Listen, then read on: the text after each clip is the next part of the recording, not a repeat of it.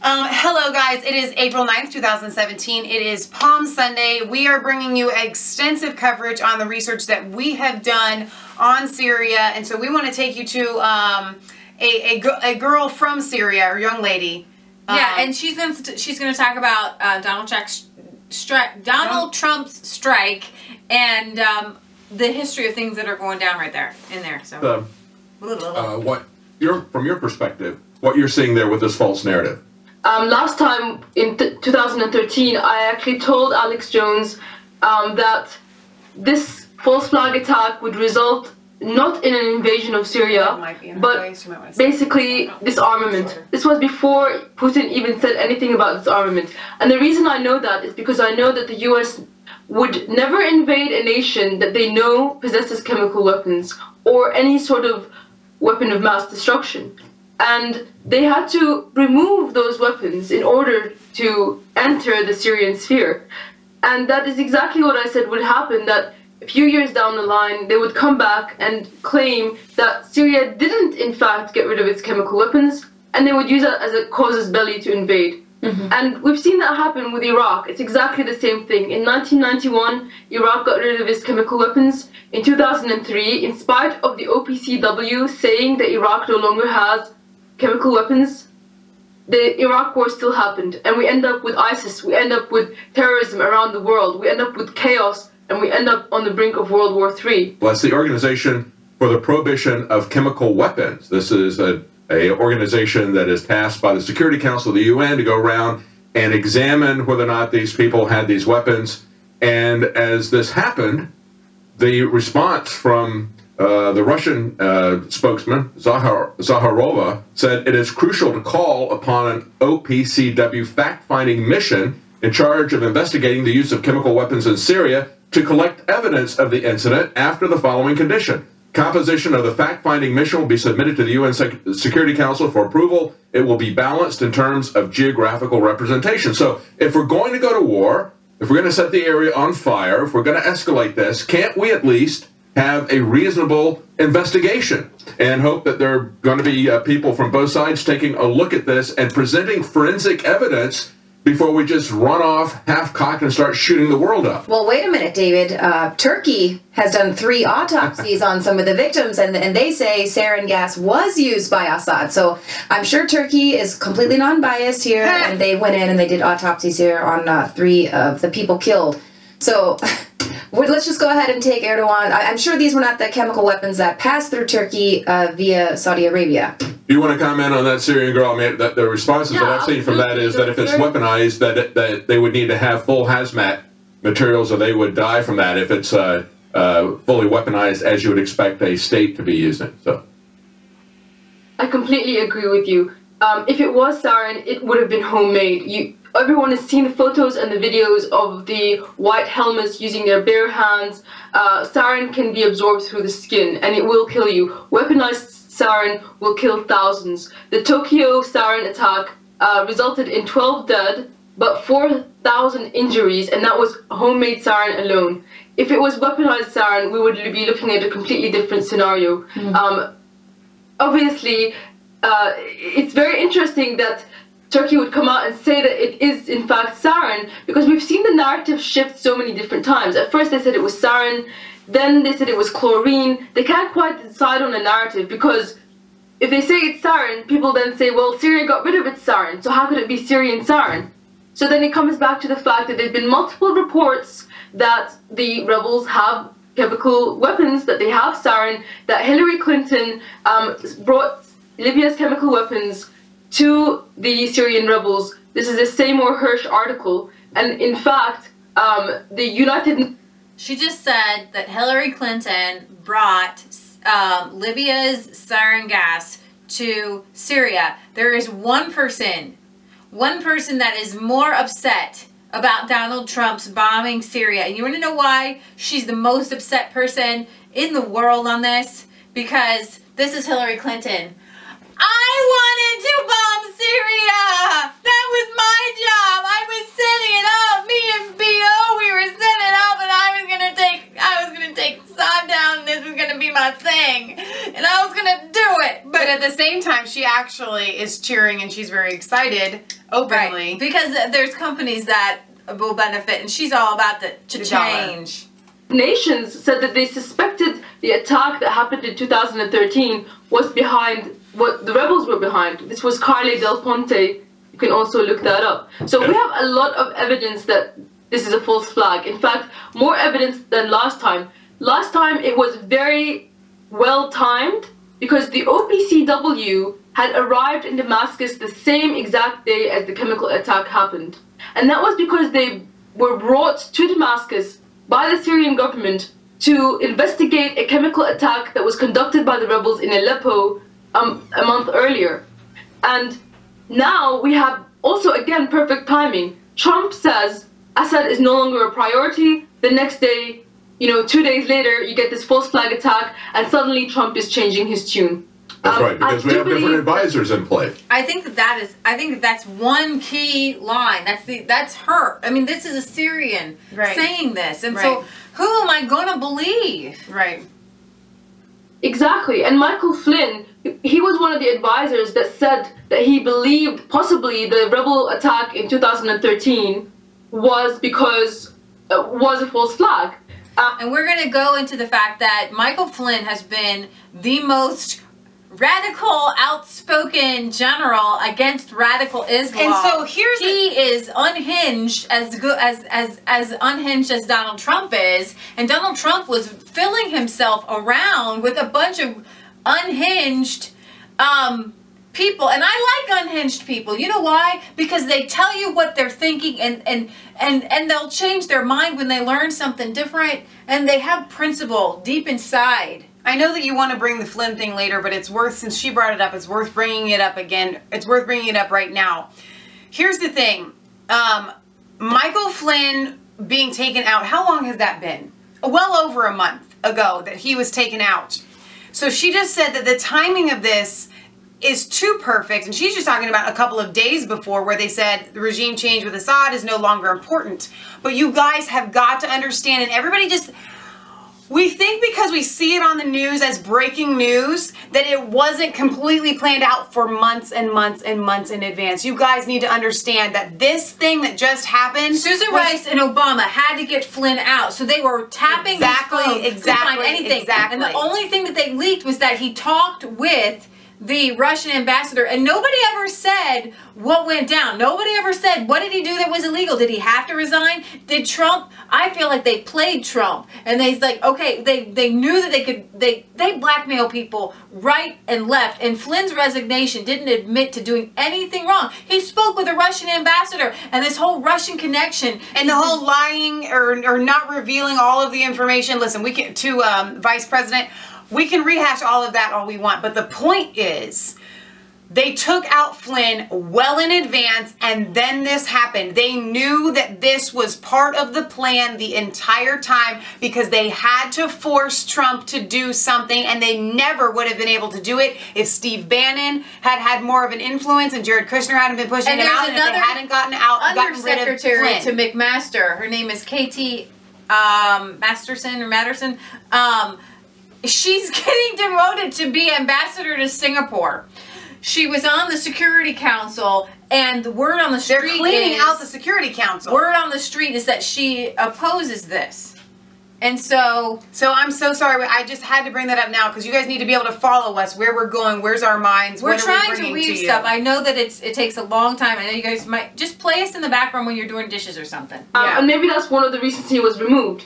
Yeah. I do want to get into two things. I want to get into a little bit about the evidence and a lot about the real agenda behind this and what we're going to see, if possible. Yeah, let's talk about the false flag aspect, but before we leave the Michael Flynn thing, it's very clear that not only did they want Michael Flynn removed, but they have tried to purge people that he brought in. The CIA made it very clear. We've had a lot of media reporting, both for and against Trump, reporting that this... The girl I was mentioning, Katie Masterson, I'm sorry, I have her name written down. Can't memorize everyone's name, I know, right? it's too hard. I do know that she was brought in with Flynn. She came in with Flynn. Right, so we're supposed to be draining the swamp, and instead the swamp seems to be draining the clear pool water. CIA has said that these individuals that Flynn brought in were unacceptable to them. Why? Because they want to do this false. The CIA felt like the people Flynn brought in weren't acceptable to the CIA. Who's and trying it to get all Trump has out. to do with the deep state and the soft coup that is going on. You guys, this is all tied together. It is not about chemical burns on babies. And so when we are trying to bring this to your truth, you're like, you are against Trump. No, Dear we're God! for Trump. We are go Trump, go Trump. We want to keep the Trump in office. You guys, if you don't bring this stuff to Trump, if you don't bring it up, if you don't shout it from the rooftops, we're not going to have a president in a few months. Forget having a country. We're not going to have Donald Trump as president. You guys all you want to get up, you want to do your thing and say Donald Trump's got everything under control. But there are forces working 24/7. We got stuff to do. I can't work 24/7 to keep him up. So there are so many of us who we have teamed together and we are holding Donald Trump up, trying to get him to drain the swamp. Meanwhile, there are forces that are literally getting paid by U.S. tax dollars to work 24/7 to take Trump out and get him out of being president. State, guys, come on. You guys, and then they're all tied into the globalists. This is not a conspiracy theory, it's the truth. Let's talk about the evidence that this particular attack was a false flag. Well, putting aside the perfect timing that this happened, where the State Department just made a statement that they no longer see removing Assad as a priority, and that the Syrian people must decide their own president. Aside from that, a lot of the reports are coming from the so-called White Helmets NGO, which is George Soros funded. It's receiving UK and US tax dollars, and they've been filmed carrying Al-Qaeda flags around, taking part in executions, hanging out with the child beheaders of the Noor al-Zinki group, one of the rebel groups that the CIA vetted and gave weapons to, which ended up beheading a child. Channel 4 News featured a video of those child beheaders hanging out with the White Helmets.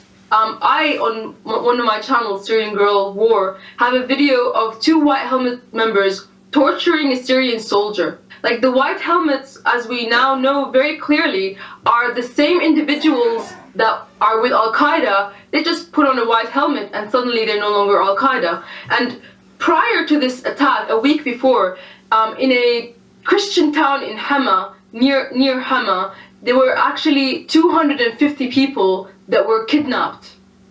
So it's very clear that these rebels do not care about civilians, and they do not. The rebels kidnapped 250 Christians, and these are the rebels that we and John McCain are happy to give billions of dollars to. Care about children. They behead children, so why would they care? They behead and in the children. Past, they've used children as tools, pawns for this political agenda. I've got a lineup where they use children as propaganda, and they have them do speeches saying, we need to get out of Assad, and they use these children to get to your heartstrings. Right. But they'll use the children as shields. They know that without the children, you're not going to be able to get America to budge on this. Right. There was a Pakistani British doctor who tweeted out that he had received a gas mask, and he was holding interviews. He was taking interview requests instead of helping the people as the injuries were coming in. His name is Sajul Islam. What do you know about him? Well, he was actually one of the people who was arrested on terrorism charges for kidnapping 2 British journalists in Syria. I came across this. I didn't bring the articles up, but one of the men who was interviewed by, I think it was NBC, saying, I'm a doctor on the ground. He was actually arrested in the UK for kidnapping 2 journalists, but one of those journalists was recaptured and couldn't testify against him. And so the UK, you guys let him go back to Syria, and now he's a terrorist jihadist, and he's the one that they're getting information to, one of the doctors at this outpost on the Syrian gas. Syrian gas. Didn't have enough evidence on him, and because the journalist couldn't testify and he ran back away to Syria, he was actually removed from the medical board because of this incident. And another interesting thing that was happening at the time is one of these Al-Qaeda linked journalists posted on his Facebook that tomorrow we're going to begin a campaign about chlorine gas attacks. And then this happens. So once again, the media is unsure whether it's chlorine or it's sarin. They can't settle on it. But there's been uncanny, they can't possibly be psychic, you know, indicators that they've been pre-planning this false flag attack. And in fact, they've been receiving hazmat suits and gas masks days before the attack happened. So they must have known that they were going to use them. The thing is that with Trump, you know, there was signs that he maybe swayed early on. He talked about safe zones. People convinced him that safe zones were going to stop refugees, basically. But safe zones were in fact just another word for no-fly zones. It's just a rehash of that, which in its entirety is the plan to balkanize Syria. And that's what we saw 4 years ago. They were saying we need to ground Syria's air force and so forth and so on. And at the time, if you remember, when we were talking about the false flag aspects, which were identical to this at the time, we were saying we're not going to be Al-Qaeda's air force, because we knew that we had ISIS, Al-Qaeda, the white helmets, whatever. They rebrand them as they wish, as people discover who they are. They come up with a new name.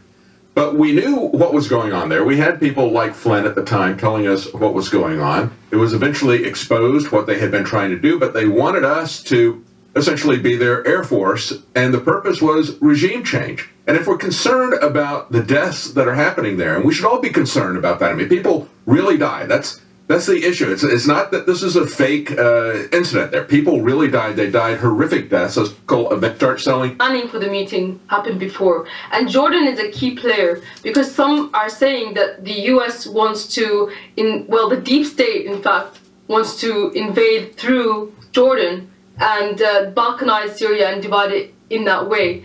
And, you know, I hear a lot of people sometimes say, well, what's the problem with balkanization? Especially in terms of the Kurdish issue.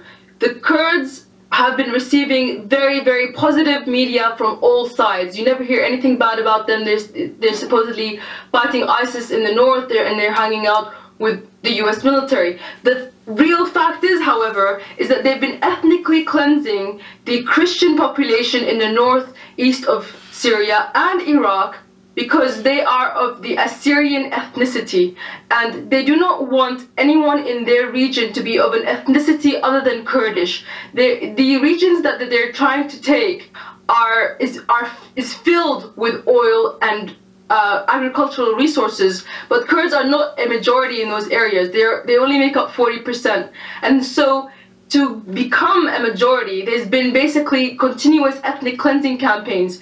They actually assassinated one and tried to assassinate a second Christian Assyrian leader, and then tried to pin it on ISIS. But because one of the people they tried to kill survived, he was able to go and tell his story and say, actually, it was the Kurds that tried to kill me. They've been disarming the Christians in Iraq and confiscating their land. Just look up the Assyrian Christians in Iraq and see the kind of things that they're saying. Basically, creating a Kurdish state is gonna expedite the end of the Christians in the Middle East, because ISIS is just, you know, the excuse to create these separate states. It's basically an enzyme. It was always made as a target, and at the end of the day, the target is balkanization, and they can't do balkanization unless they get rid of Assad. They get a UN Security Council Resolution 7, just like Iraq was under, so that they can be legally in there to legally change the Syrian constitution. Because the Syrians refuse to put anything that is religious or ethnically sectarian or racist inside our constitution. So unfortunately, the people who are in the deep state who refuse to give up on this idea are prepared to take us to World War III. And you see them threatening Iran, threatening North Korea, threatening Russia, threatening China in the South Sea. Maybe they know that if this is really going to happen, it's going to happen on all fronts. It's going to be a global war. And that's what's concerning about all this is...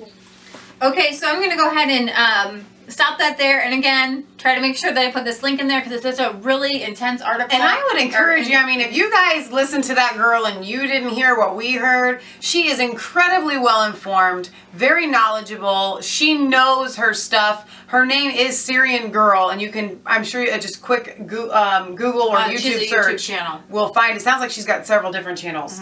So I would find her if you really want to get to the bottom of it. I think that she would probably know better than many. And sometimes you just get a really good feel for people. And here's somebody who actually loves her country. Yeah.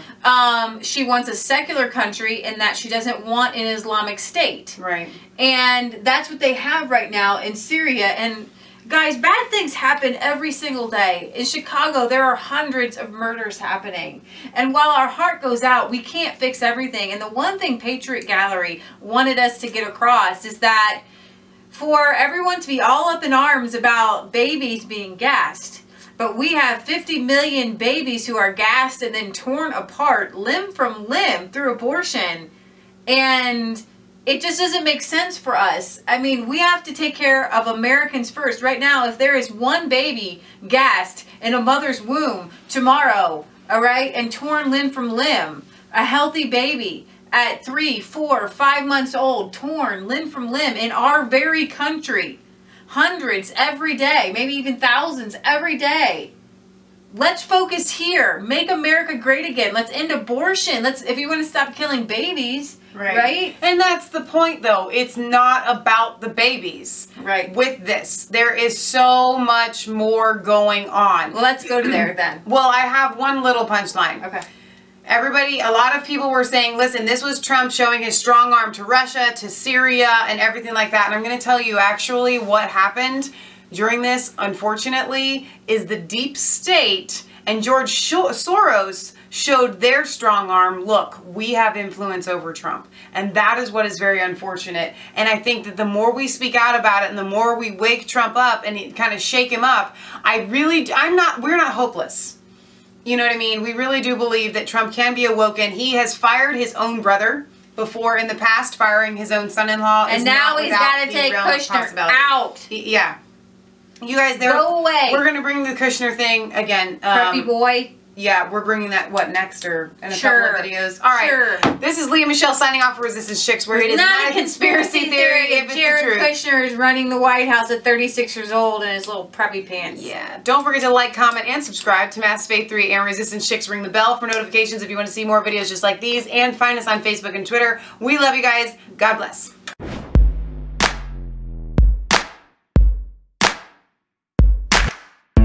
I was cold all alone. No place for